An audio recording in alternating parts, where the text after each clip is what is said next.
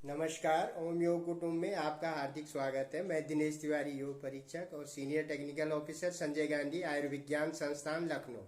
छोटे छोटे वीडियोस के माध्यम से मैं जन जागरण अभियान चलाता हूं। कैसे आपको स्वस्थ रहना है, निरोग रहना है और जागरूक रहना है।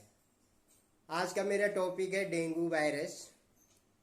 डेंगू फीवर क्या होता है, कैसे होता है, कैसे इसमें बचाव करना चाहिए, क्या इसका इलाज है, कौन सा टेस्ट इसमें करते हैं, तो ये सब मैं इस वीडियो के माध्यम से आपको बताऊंगा ताकि आप सजग रहें और जागरूक रहें। तो सबसे पहले है कि डेंगू फीवर क्या होता है। डेंगू फीवर, डेंगू बुखार, जो कि डेंगू वायरस की वजह से होता है। जब कोई इन्फेक्टेड व्यक्ति को मच्छर काटता है और मच्छर जो है, इसका नाम है Aedes aegypti.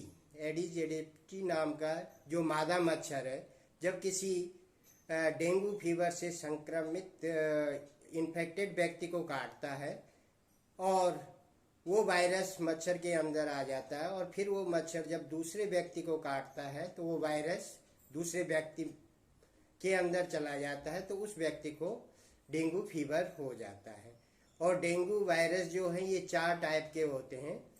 DENB1, DENB2, DENB3 और DENB4, ये 4 तरह के वायरस अभी तक पाए जाते हैं। इसमें कुछ वायरस बहुत खतरनाक है जो कि जानलेवा भी हो सकते हैं।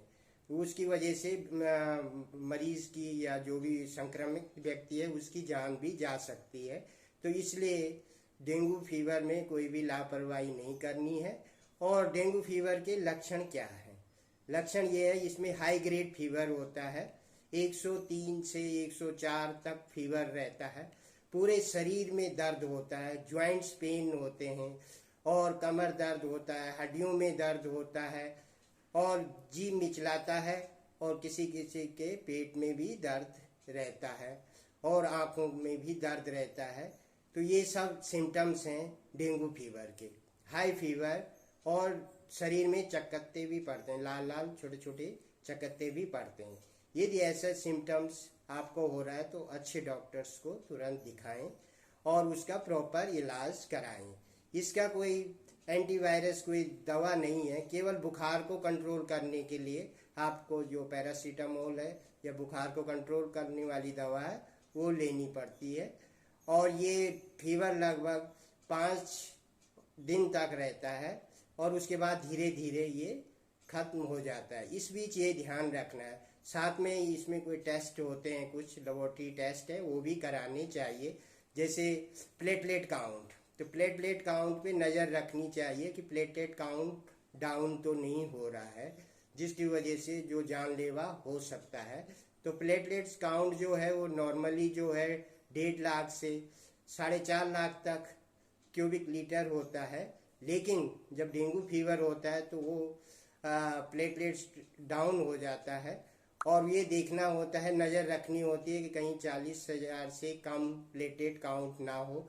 और यदि 40,000 से काउंट कम होता है तो डॉक्टर से सलाह लेके तुरंत इलाज शुरू कर देना चाहिए और इसमें प्लेटलेट्स चढ़ाने की भी ज़रूरत पड़ती है। लेकिन यदि प्लेटलेट्स काउंट 20,000 तक आ जाए तो ये ध्यान रखना बहुत ज़रूरी है।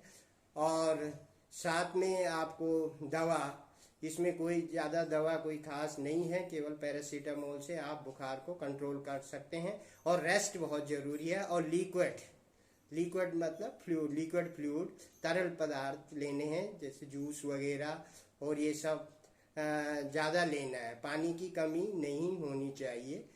और प्लेटलेट्स बढ़ाने के लिए कोई आयुर्वेदिक दवा भी है, जैसे पपीता के जो पत्ते हैं उसका रस लेना चाहिए और गिलोय वगैरह का प्रयोग कर सकते हैं, तो जिससे कि प्लेटलेट्स भी बढ़ जाते हैं।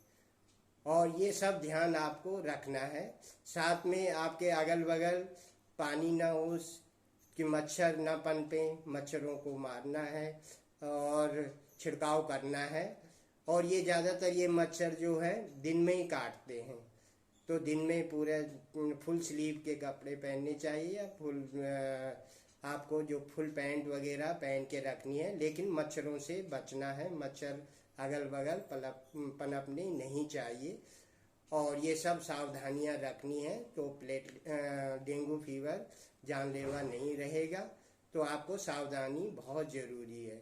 लापरवाही से जान को नुकसान हो सकता है।